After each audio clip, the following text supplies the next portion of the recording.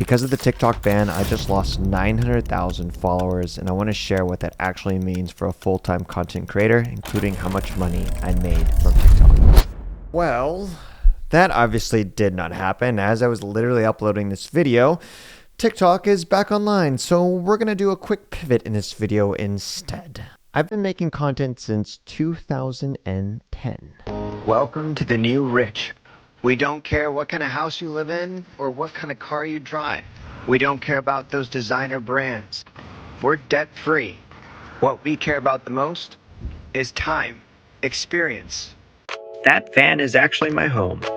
And sure, nothing's stopping you from making fun of me of being a Mexican who lives in a van, but I have a seriously good online business and make about $1 million a year. You may not want to live in a van, but you probably want to learn how to make money online. Click the link in my bio to learn.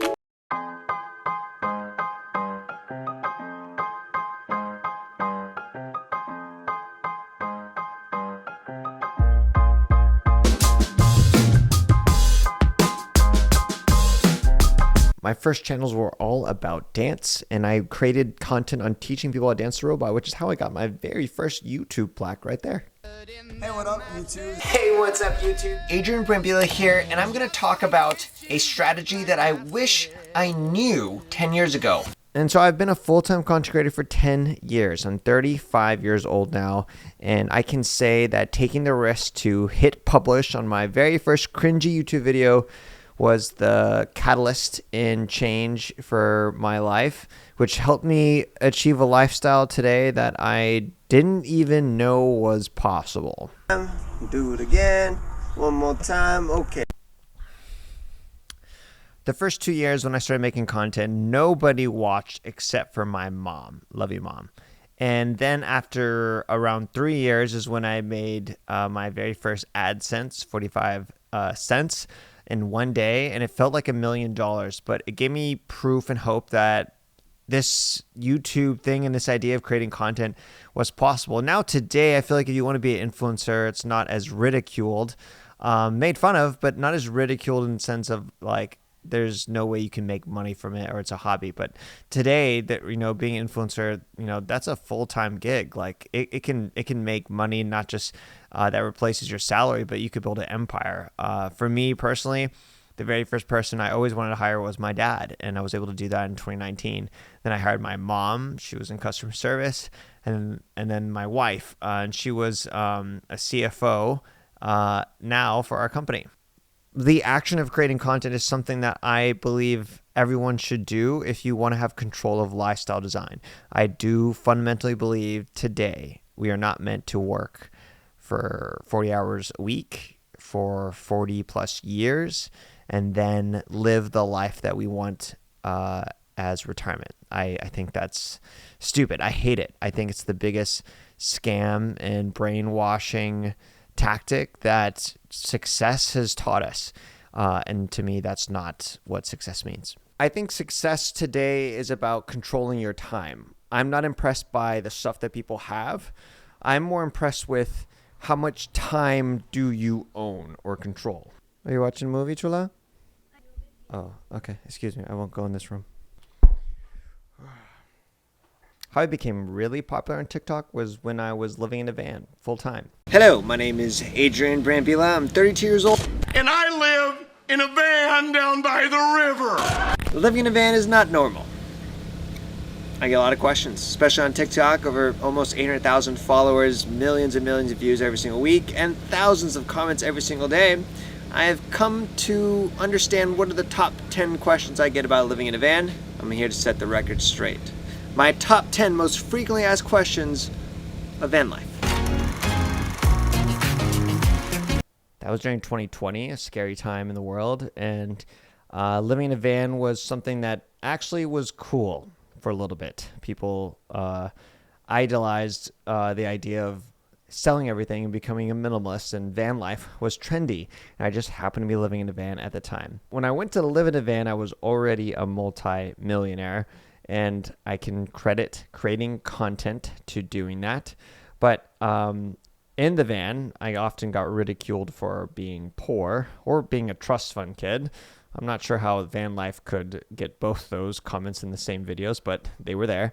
And I think just when you see short form content these days that don't provide context, you just make you judge a book by its cover. So people would just see me living in a van, and then I would talk about how I actually am doing this by choice, and I actually am a millionaire, and people just didn't believe it because they think wealth is different. Like I wasn't driving a Lambo and I didn't live in a mansion. But to me, that's not what wealth is. Wealth is about controlling your time, and that's why I'm a big fan of the FIRE movement. If you never heard of it, it's financial independence, retire early.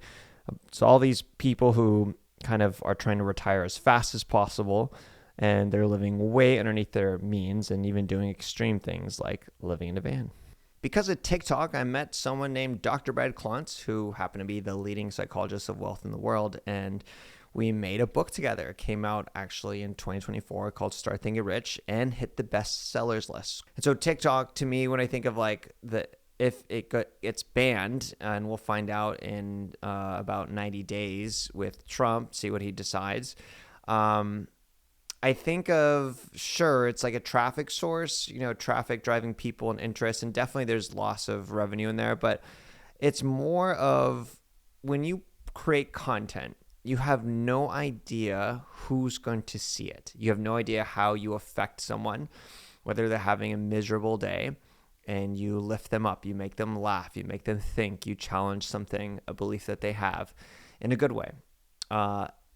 Or just people that might watch your content and adore you and may want to work with you. And that's how I think my connection with Dr. Brad Klontz to make a book, like he is, I think over 20 years older than I am, and an academic, 8-time author.